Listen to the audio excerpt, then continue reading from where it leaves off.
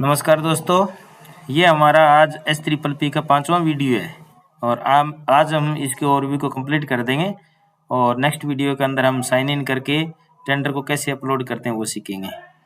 तो मैंने आपको इसका ओवरव्यू में ऊपर वाले ये सारे टैब बता दिए थे, लेफ्ट साइड के सब टैब क्लियर कर दिए और आज ये हमारे जो राइट साइड वाले टैब हैं इनके बारे में आपको बता देता हूँ।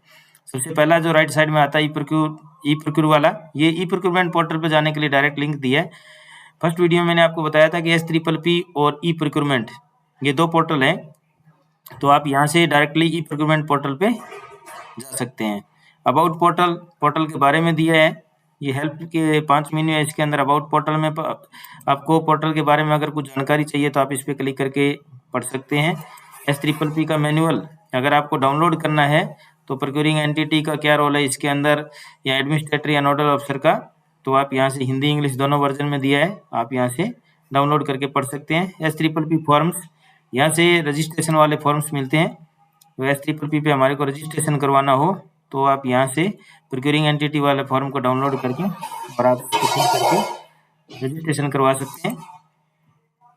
तो यहाँ से ये फॉर्म्स वाला टैब हमने पहले फर्स्ट वाले वीडियो में भी कवर किया था किस प्रकार से रजिस्ट्रेशन करवाना है, उसके लिए आप पहला वीडियो देख के उसमें आपको पूरी डिटेल पता चल जाएगी।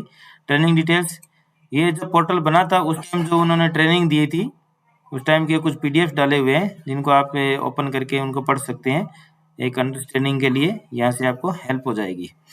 उसके बाद दिए हैं रिलेटेड लिंक्स, जिसमें बिड रिलेटेड लिंक्स, ये भी हमारे को डायरेक्टली किसी पोर्टल पे जाने के लिए लिंक प्रोवाइड करता है। जैसे बिड रिलेटेड लिंक पे क्लिक करोगे तो यहाँ से आप डायरेक्टली प्रोक्योरमेंट पोर्टल पे पहुंच जाओगे क्लिक करके। ये पहले से भी प्रोक्योरमेंट पोर्टल दिया है, यहाँ से भी डायरेक्टली जा सकते हो। तो इस तरीके से अलग अलग मेन्यू में सेम ही चीज़ें दी हुई है, ज़्यादा रिलीवेंट नहीं, हमारी काम नहीं आती। यहाँ से गवर्नमेंट ऑफ राजस्थान की डायरेक्टरी यानी जो टेलीफोन डायरेक्टरी होती है वो यहाँ से आप देख सकते हो। ये जो FAQ होता है ये फ्रिक्वेंटली आस्क्ड क्वेश्चन होते हैं, यानी आपके या हमारे दिमाग में जो भी क्वेश्चन चल रहे हैं वो सेम क्वेश्चन हमारे से पहले वालों के भी दिमाग में आया है और उन्होंने यहाँ से प्रश्न पूछा है और उसका आंसर भी मिला होगा। तो आप यहाँ से क्लिक करके आप इन क्वेश्चंस को पढ़ सकते हैं।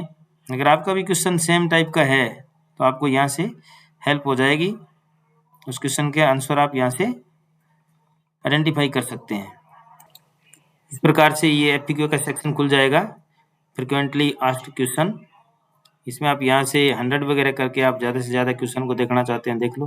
जैसे what is the procedure for uploading, यानी टेंडर अपलोड करने का प्रोसीजर क्या है, तो ये क्वेश्चन किसी ने पूछा है और इसका रिप्लाई भी मिला होगा, तो आप यहाँ से उसका क्वेश्चन का क्या रिप्लाई दिया हुआ है वो आप यहाँ से पढ़ सकते हो। इस प्रकार से आपके जो भी क्वेश्चन है वो यहाँ से आप देख सकते हो। जैसे जैसे टाइम मिलेगा आप क्वेश्चन देखोगे तो आपको हेल्प मिलेगी इसमें। फिर कॉन्टैक्ट अस का मतलब होता है अगर आप संपर्क करना है टीम से तो इनका यहाँ पर नीचे मेल ID दिया हुआ है और टोल फ्री नंबर दिया हुआ है SPFC का।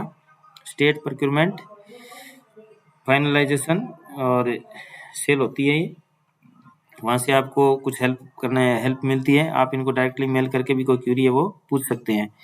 उसके बाद आता है साइट मैप, जो ये हम पोर्टल के ऊपर जितना भी देख रहे हैं ये सब एक साइट मैप में दिया रहता है। जैसे अभी हमने साइट मैप ही देखा है, तो यहाँ से देखो same FAQ contact site map, यहाँ से भी आप इसके ऊपर जा सकते हो। मतलब अलग अलग तरीके दिए हैं, तो अलग अलग मेन्यू से अलग अलग काम के लिए आप यहाँ से क्लिक कर सकते हैं। पॉलिसी, जो भी है कॉपीराइट वगैरह की पॉलिसी, आप यहाँ से पॉलिसी को देख सकते हैं, हमारी इतना कोई काम की नहीं होती है। फीडबैक, अगर आपको साइट में कुछ फीडबैक देना है तो आप यहाँ से दे सकते हैं।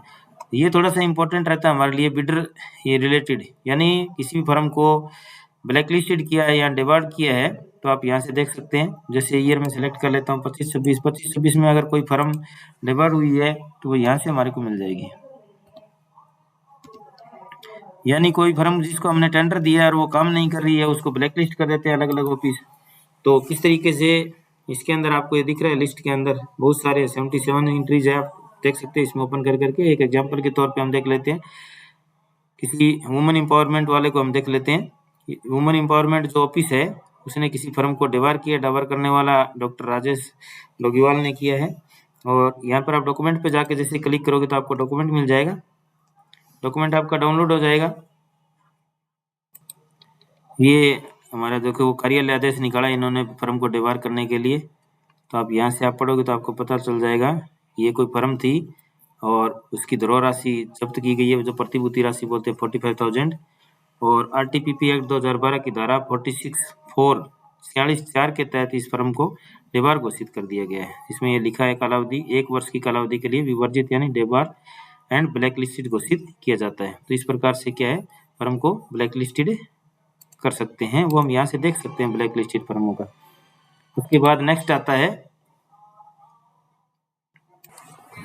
ब्लैक लिस्टेड के बाद आता है बिडर लिस्ट। यहाँ पर जो बिडर लिस्टेड हो रखे हैं किसी भी डिपार्टमेंट में, उनकी लिस्ट यहाँ से आप देख सकते हो। बिडर मतलब निविदा दाता यानी ठेकेदार। एक्सक्लूजन ऑफ बिडर्स यानी बिडर्स को कुछ छूट दी गई है, जैसे या फिर कोई डेट जैसे बिड ओपन करने की डेट में चेंजमेंट हुआ है तो वो हम यहाँ से खोल के देख सकते हैं। प्री बिड कॉन्फ्रेंस यानी बिड से पहले अगर कोई टेंडर में कॉन्फ्रेंस रखी हुई है तो प्री बिड कॉन्फ्रेंस को आप यहाँ से देख सकते हैं, किस किस टेंडर में प्री बिड कॉन्फ्रेंस रखी हुई है। उसके बाद आता है इम्पेनलमेंट प्रोसेस। इसके अंदर भी क्या होता है, एक टाइप का जो वर्क ऑर्डर यानी कार्य आदेश दिया जाता है वो इसके अंदर अपलोड करते हैं। और उसके नीचे आता है bid register under UBN. UBN का मतलब होता है यूनिफाइड बिड नंबर। तो ये भी इतना कुछ ज़्यादा इंपॉर्टेंट नहीं है, मेनली हमने ये पूरा का पूरा कवर कर दिया। इसके अंदर सबसे ज़्यादा इंपॉर्टेंट जो हमारे काम आने वाले हैं उसके बारे में आपको बताता हूँ। यहाँ से act rule and notification circular, एक तो हमको ये देखना है क्योंकि इसके अंदर लेटेस्ट वाले ऑर्डर या नोटिफिकेशन आते हो, आप यहाँ से देख सकते हो। दूसरा, आप यहाँ पर बिड सर्च करके कंपैरेटिव चार्ट, इनको आप ओपन कर करके किस प्रकार से ये बनते हैं डॉक्यूमेंट, ये आप यहाँ से सीखना है। कैंसिल्ड, अगर कोई टेंडर को कैंसिल किया है तो उसके डॉक्यूमेंट क्या है। कोरिजेंडम शुद्धि पत्र, वो आप यहाँ से सीखना है। वर्क ऑर्डर यानी वर्क ऑर्डर अपलोड किए हुए हैं वो हमारे को यहाँ से देख देख के उनको सीखना है। उसके बाद ई प्रोक्योरमेंट पोर्टल पे जाने के लिए लिंक है, ये कामयाब हमारे लिए काम आएगा। S3PP के फॉर्म रजिस्ट्रेशन करने के लिए हमारे पास काम आते हैं। और यहाँ से हम जो ब्लैक लिस्टेड वाले जो फर्म है उनको देखते हैं। बस इतना ही काम किया, बाकी तो एक अकाउंट पर्सन को ये जानकारी होनी चाहिए कि S3PP पे जितने भी मेन्यू दिए गए हैं उनका क्या क्या काम होता है। और सबसे नीचे यहाँ पर आप देख रहे हो कि लाइव यूजर 167 है एज ऑन टाइम। और यहाँ पर पूरा का पूरा एड्रेस दिया हुआ है। अगर आपको कांटेक्ट करना है, डाक भेजना है आपको, या फिर आपको मेल से या टेलीफोन से, जिस प्रकार से भी आपको इनसे कम्युनिकेशन करना है तो आप कम्युनिकेशन कर सकते हैं। ओवरऑल मैंने आपको S3PP के ओवरव्यू के बारे में कंप्लीट कर दिया है। और अगले वीडियो के अंदर हम सीधा लॉगिन आईडी पासवर्ड डाल के हम करेंगे लॉगिन और करेंगे टेंडर अपलोड। आशा करता हूँ कि आप सबने अपना रजिस्ट्रेशन करवा लिया होगा और आप मेरे साथ लॉगिन करोगे और एक टेंडर लॉगिन करके टेंडर को अपलोड करने की प्रक्रिया के बारे में हम अगले वीडियो में सीखेंगे। तब तक के लिए धन्यवाद।